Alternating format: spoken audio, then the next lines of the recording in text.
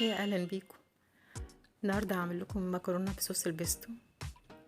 صوص البيستو الايطالي شيء كده مختلف شويه عن الصوصات اللي احنا متعودين عليها.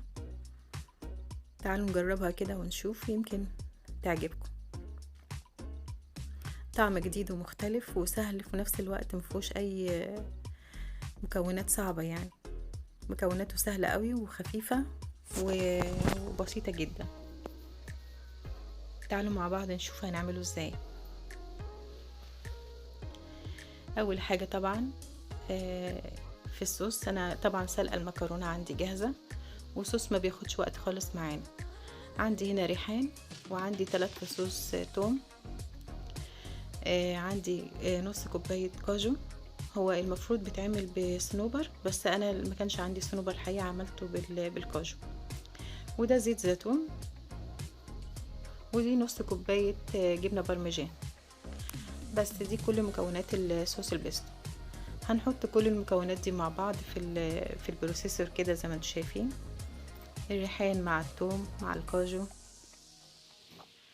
مع الجبنة،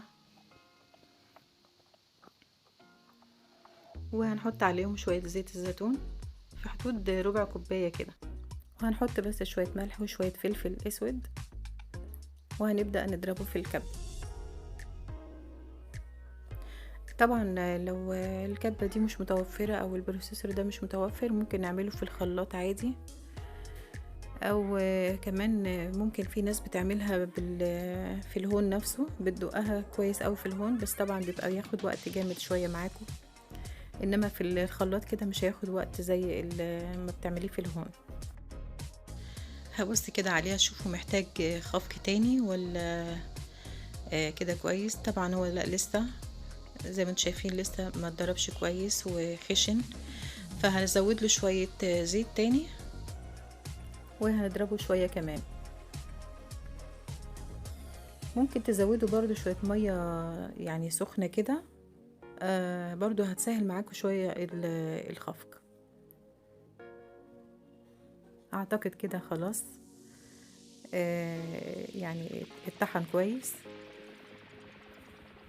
هنشوفه مع بعض. كده تمام جدا. بصوا قوامه كمان حلو قوي كده، مش محتاج اي خفق تاني.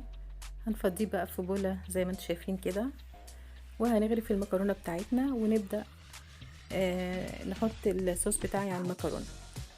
في طريقة ممكن ان انتوا هتاكلوا المكرونة كده يعني بالشوكة وتغمزوها بالصوص وهو في نفس البولة، او ان انتوا تحطوا على المكرونة نفسها تحطوا عليها صوص البيستو. انا هحط عليها الصوص هنا كده، ولو حابين تقلبوها في بعضها، يعني تقلبوا الصوص مع المكرونة كله كده مع بعضه برضو ممكن يعني. وده شكل الطبق بتاعنا النهاردة، المكرونة الباستا بصوص البيستو الإيطالي.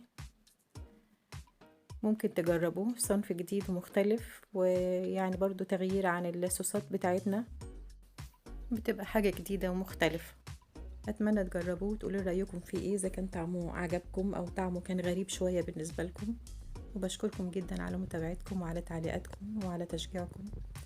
ودي كانت وصفتي النهاردة، صوص البيستو مع مكرونة البنة. للناس اللي بتحب التغيير وبتحب التجربة، يعني هيعجبكم ان شاء الله.